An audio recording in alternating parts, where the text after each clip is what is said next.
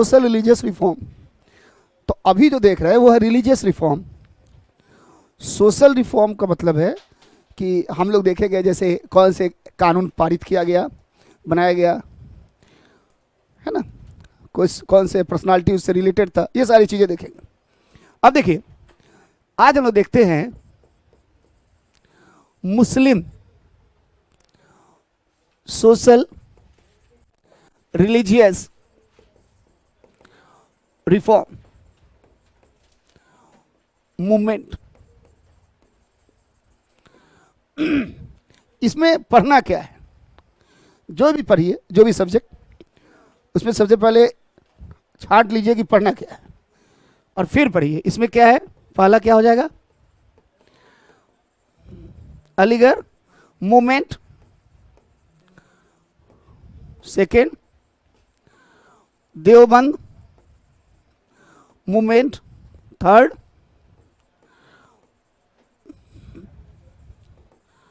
Ahmadiyya movement.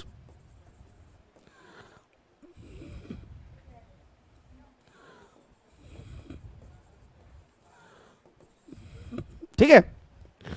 अब देखिए, इसमें सबसे मेन ये हिंदी में मुस्लिम सामाजिक धार्मिक सुधार आंदोलन।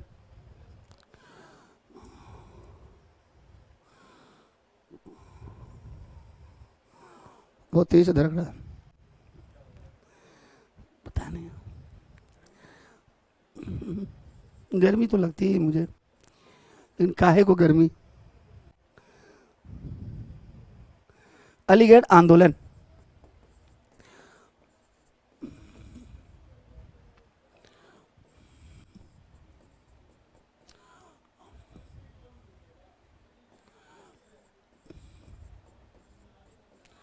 अहमदिया आंदोलन, समझ में। देवबंद,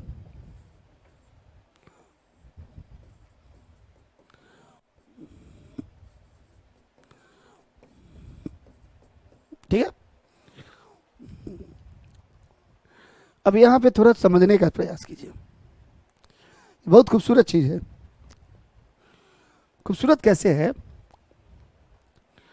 कई बार हम लोग पढ़ते हैं ना तो दिमाग में कई चीजें नहीं पता है, वो बैठा हुआ है। दूसरी बात कि आज जो इस्लाम इतना पीछे है, उसका सबसे मूल कारण जो है ये लोग हैं।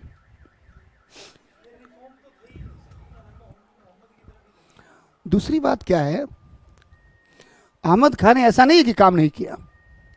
आज भी आप बनारस चले जाओगे, गाजीपुर, अलीगढ़, यहाँ बहुत सारे स्कूल इन्होंने बनवाए, मदरसे, स्कूल, मदरसे भी और स्कूल भी, दोनों बहुत मॉडर्न भी थे। लेकिन क्या होता है ना कि आप जब कॉन्ट्राडिक्शन होगा आपके आइडियोलॉजी में, एक्टिविटीज़ में, मेंटलिटी में, तो क्या होगा, ये आपके समाज थोड़ा सा लाभ तो हुआ, उससे ज़्यादा नुकसान करके जाइएगा। और अभी देखिए कितना मज़ेदार चीज़ है ये पूजे जाते हैं, लेकिन इनको अलग तरीके से भी बताने की जरूरत है कि इन्होंने मुस्लिम समाज इतना पीछे है कैसे। ये देखिए, सबसे पहले ले लीजिए अलीगढ़ मूवमेंट। ये अंग्रेज के यहाँ ये अंग्रेजी नौकरी करते थे। जब 1857 की क्रांति हुई तो ही supported British during the mutiny of 1857। 1857 के सिपाही विद्रोह के दौरान इन्होंने अंग्रेजों का समर्थन किया। अब ये कोई बुराई नहीं है, आदमी जिसकी रोटी खाएगा उसका समर्थन तो करेगा, समझ रहे हैं। ये अंग्रेज के क्या थे, अधिकारी थे, बिजनौर में थे। एक क्वेश्चन है कि during the mutiny of 1857 sir Syed Ahmad Khan was posted, कहाँ पोस्टेड थे, बिजनौर में। बिजनौर वेस्टर्न यूपी में है। तो ये एक सवाल बनता है। और दूसरा सवाल है कि 1857 के क्रांति के दौरान इन्होंने ब्रिटिश का समर्थन किया। He supported British during the revolt या म्यूटनी ऑफ 1857। अब आगे बढ़ते हैं। ये कहते थे कि Hindu and Muslims are the eyes of Bharat माता।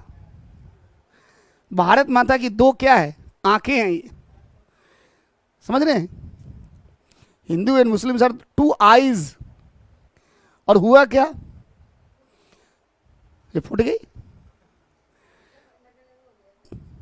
ये सब कुछ ठीक चल रहा था। ये गंगा जमनी जो तहजीब जो बोलते हो आप, इन्होंने लिखा भी था किताब तहजीब उल अखलाक, सभ्यता और नैतिकता, culture and morality.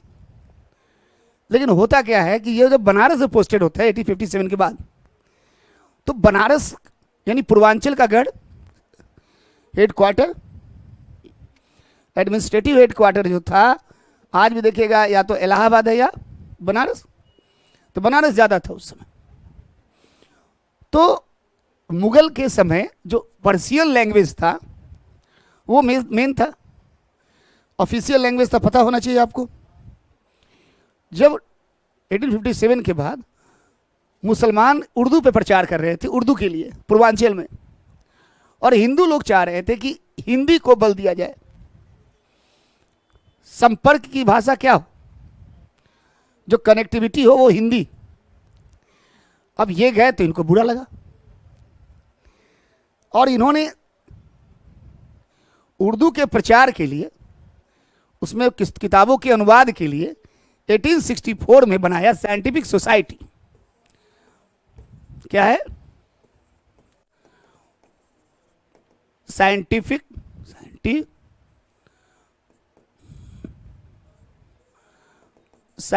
Society was established by sir Syed Ahmad Khan in 1864।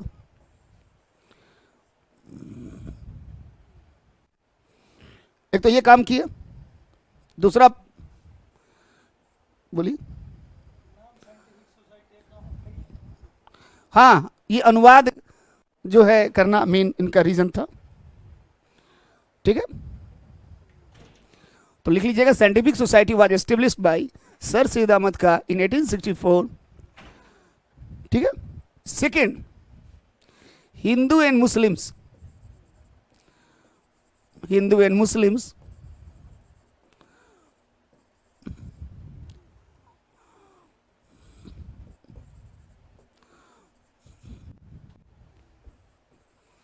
eyes of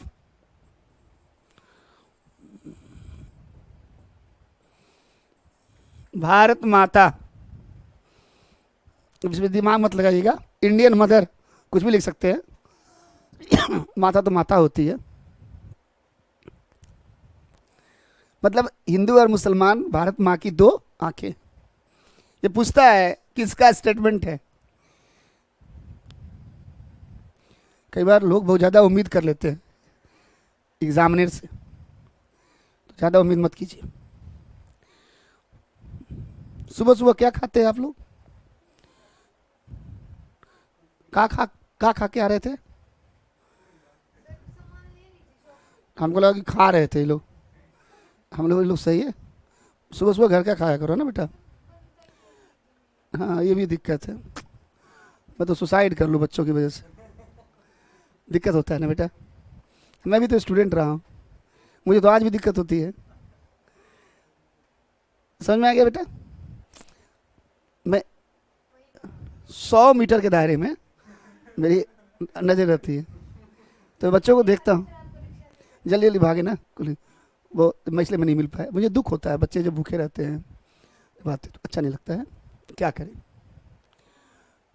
बन जाइएगा तो सब ये सब दिन अच्छे दिन बदल जाएंगे। सवाल यही पूछेगा। अब समझिए, देख रहे हैं ये क्या कह रहा है ये व्यक्ति। ये जो कंपोजिट कल्चर की बात कर रहा है, मतलब सर सैयद अहमद का एम्फेसाइज्ड ऑन कंपोजिट कल्चर, यानी हिंदू मुस्लिम तहजीब, गंगा यमुनी तहजीब। लेकिन क्या हुआ फिर? जैसे ही ये रिटायर होते हैं तो ये मुसलमानों के संपर्क में आते हैं, ये क्या सॉरी ये ब्रिटिश अधिकारियों के संपर्क में आते हैं, और उसी से इंस्पायर होके 1875 में इन्होंने एक ऑर्गेनाइजेशन बनाया। क्या नाम था?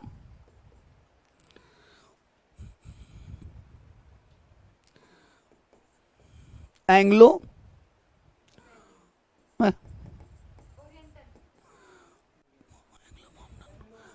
मोहम्मडन, इसको ऐसे होगा एंग्लो मोहम्मडन ओरिएंटल, पहले स्कूल बना 1877 में।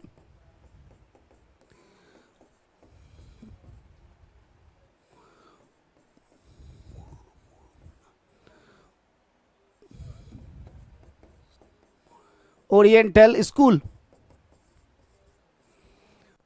1877 में बना कॉलेज, और 1920 में यही क्या बन गया? यूनिवर्सिटी। सविनय अवज्ञा के दौरान, सॉरी ये नॉन कॉपरेशन मूवमेंट के दौरान, ये कब बना? असहयोग आंदोलन के दौरान। असहयोग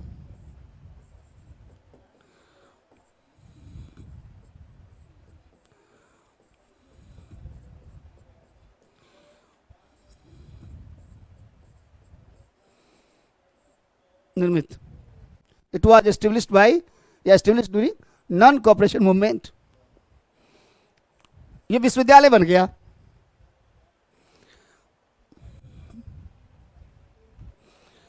ये क्या है, इसको समझने का प्रयास कीजिएगा। ये मैं बता रहा हूं कि इनका एजुकेशनल कितना कंट्रीब्यूशन है, लेकिन ये माजरा कैसे गोल होता है इसको समझना है। समझना कैसे है, जब 1857 की जो क्रांति है हो गई,